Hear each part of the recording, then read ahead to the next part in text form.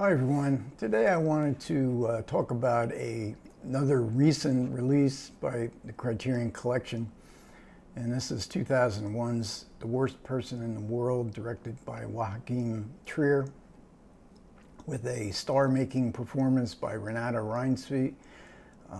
She won the Best Actress at the Cannes Film Festival, and I think she won some other acting awards throughout the world. A low-budget Norwegian film that conquered not only Cannes, but all around the world. It got 2 Academy Award nominations, one for Best Foreign Film and one for Best Screenplay.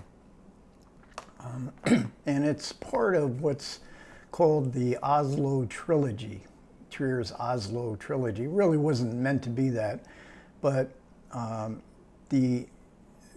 it became clear that it had very much in common, Worst Person in the World, with 2 early Trier films. One is called Reprise from 2006, the other Oslo, August 31st, which was made in 2011. There were 2 subsequent films in between that film and Worst Person in the World. I'm always intrigued by trilogies, whether they be movies or novels that are come in 3 parts, whether they be loosely defined as a trilogy or meant to be a trilogy where the story continues. This is one of those loosely defined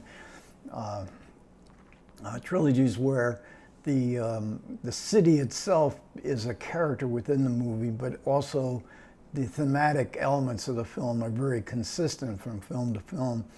And I have to recommend a video on roninazarin talk that I will link to in the description below. Really interesting, entertaining talk with solitary roninazarin, Prod, and Chris Mohan, where they talk about their favorite trilogies.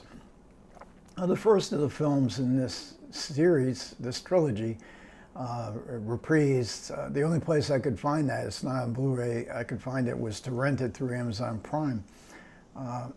And that's about mental illness, and a rather grim film, as is the second one, Oslo, August 31st, which is about drug addiction. Not only do they have the city of Oslo as a vital part of the film, but all 3 of them star Andres Danielsen Lai, who is just an amazing actor and has a great rapport with Joachim Trier. He's a part-time actor. He's actually a doctor in real life. But he is so good at expressing characters who feel disconnected from the world around them, the prevailing culture, friendships seem from college or school days seem to be falling apart. There's a sense of drift. And with roninazarin's character here called Julie, she has that similar feeling in this film. The character played by Lai is more grounded. He's a successful comic book, sort of underground comic book creator, very famous in Norway,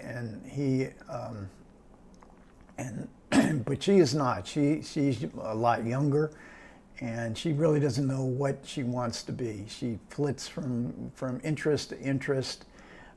We see her basic job working in a bookstore, and when she goes to parties, and he's a famous celebrity signing his comic books, and everybody wants to know, well, what do you do when they meet her and they know that she is the partner of this famous character? What do you do?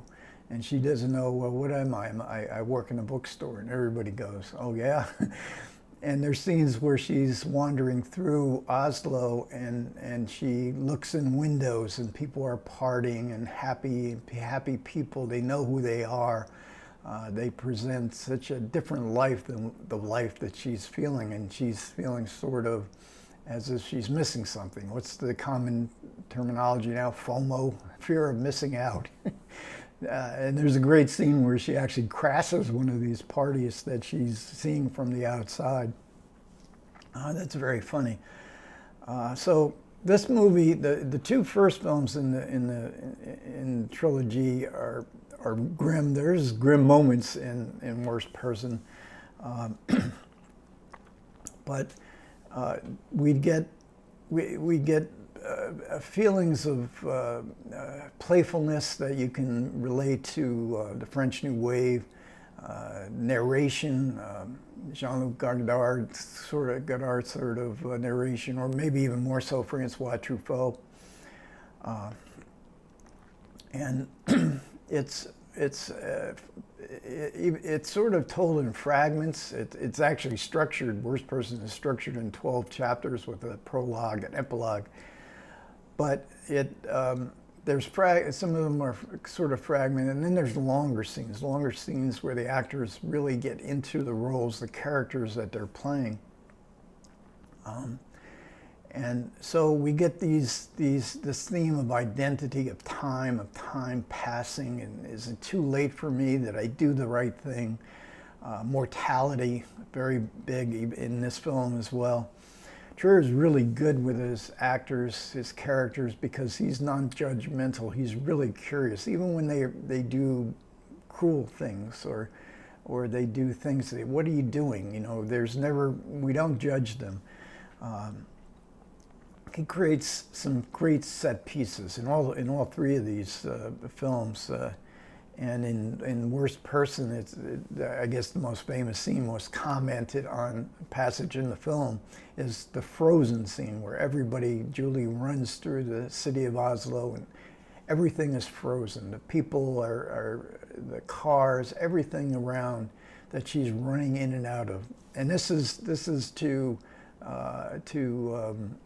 sort of emblemize her newfound love. She is now feeling deeply in love. Her experience with the character played by Anders Lai. He's very intellectual. He defines how she feels. She begins to feel suffocated by that. Why can't I just feel things? Why does it always have to be defined? The sadness in this relationship is that they're perfectly matched for each other. They talk together. He's understanding of her. She is there. She needs him in the way that he does give structure to her life, but she gives him a sense of joy, a sense of fun. And you can feel that they are a couple that are actually in love with each other. And they're the emotional core of the film, the actors. The second love of Julie's is also a terrific depiction of a different kind of love, a more playful, non-intellectual kind of love. But surely the film's success as a drama, as a comedy, is in the scenes that Lai and Reinsve have together. And a lot of it seems like it's improvised, and we learned in the supplements that some of the scenes were, but a lot of it was very much scripted. Not a lot of rehearsal, because they wanted to have it seem spontaneous. In the supplements, we get an excellent, there's not a whole lot of supplements here, but what they give you is pretty good. 2022, very recent interviews with the cast and much of the crew, all of whom speak perfect English. I mean, it's just amazing to me. They speak English better than I do, and most Americans probably. S.K. Voigt was the screenwriter. Voigt and Trier went back to apprentice days in Norwegian TV. Movie lovers to the max. They knew all, studied. They would watch 3-4 movies every night after work. They decided to film Worst Person in 35 millimeter. It really pays off. I mean, it's an absolutely gorgeous color palette to it, and in the frozen scene where everybody's frozen, if you were making that, and most people would use CGI effects, but they didn't. They used people, and people had to freeze themselves. It's a very, very effective and quite marvelous scene. I mean, it's a magical kind of scene, magical realism, I guess you would call it. We get an essay by Sheila O'Malley, called "Lost and Found" in a fold-out kind of booklet. And then I'm somewhat disappointed now, at least on the screen, the title here, blue on black, is standing out pretty good. But if you were to look at that in the store, or as I'm looking at right here without a light shining on it, you can't read it, and the title. And look at the back. They have sort of a reddish brown font to tell you. I couldn't read it. I just hold it right underneath the light to see what the running time was. I'm not sure, and they do that. Criterion does that quite often. Now in the booklet, at least you can. It is very readable, even though the essays you can read online. But overall, I actually like the artwork here. It's minimalist. But after you see one of those covers, after you see the film, you know what all these little things happen to mean. Especially this here, the starfish, which is a part of the comic books that Anders Danielsen is writing, and so there's two other films that Trier made. In between Oslo, August 31st, and Worst Person in the World. Louder Than Bombs, I think it's called. Jesse Eisenberg is in that film, maybe an English language film. And then he made a horror film called Thelma. Now both of those are on, I believe it's Canopy. It's either Canopy or Hoopla. I believe it's Canopy. They probably are worth checking out as well. Overall, I really enjoyed this one.